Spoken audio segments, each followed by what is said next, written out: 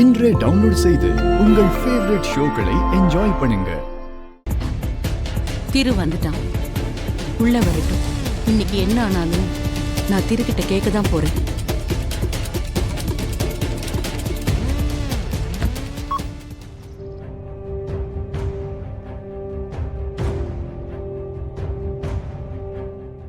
திரு, ஒரு நிமிஷம் இங்க வா. பாட்டி, வா, இங்க வந்து உட்காரு.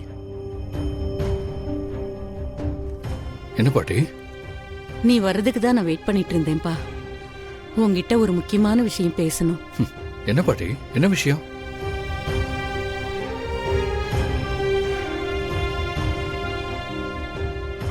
என்ன பாட்டி, ஏதோ முக்கியமான விஷயம்னு சொன்னீங்க, இப்ப எதுவும் பேசாம இருக்கீங்க?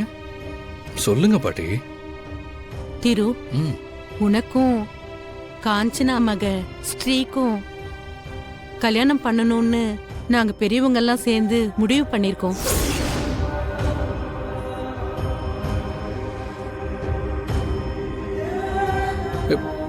என்ன பாட்டி சொல்றீங்க?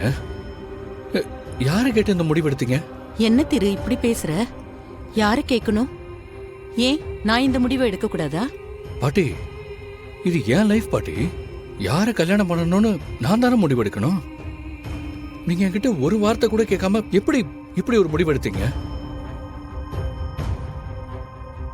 இந்த பாருங்க பாட்டி, நீங்க சொல்ற மாதிரிலாம் என்னால காஞ்சனாத்த பொண்ணெல்லாம் கல்யாணம் பண்ணிக்க முடியாது.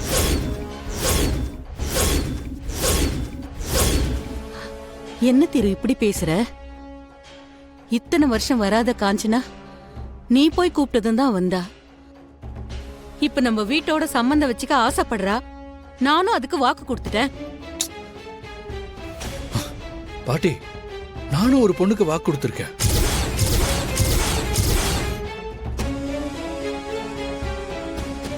நானும் அந்த பொண்ணும் 3 வருஷமா லவ் பண்றோம்.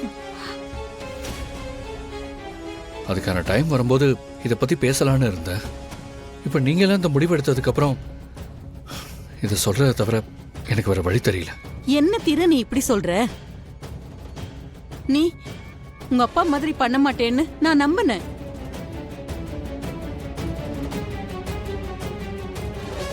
உங்க அப்பா அவசரப்பட்டு பண்ண காரியத்தாலதான் இத்தனை வருஷம் காஞ்சனா அத்தை இந்த வீட்டுக்கு வராம இருந்தா.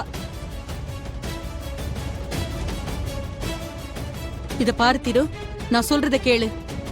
நீ அதெல்லாம் மறந்துடு. நம்ம குடும்பம் எல்லாம் ஒத்துமையா இருக்கணும்னா இந்த கல்யாணம் நடந்தே ஆகணும். சாரி பாட்டி, என்ன மன்னிச்சிருங்க. இந்த விஷயத்துல நீங்க சொல்ற எதையும் கேட்கிற நிலைமையில நான் இல்ல. என்ன நம்பின பொண்ண என்னால கைவிட முடியாது, புரிஞ்சுக்கோங்க. திரு, திரு.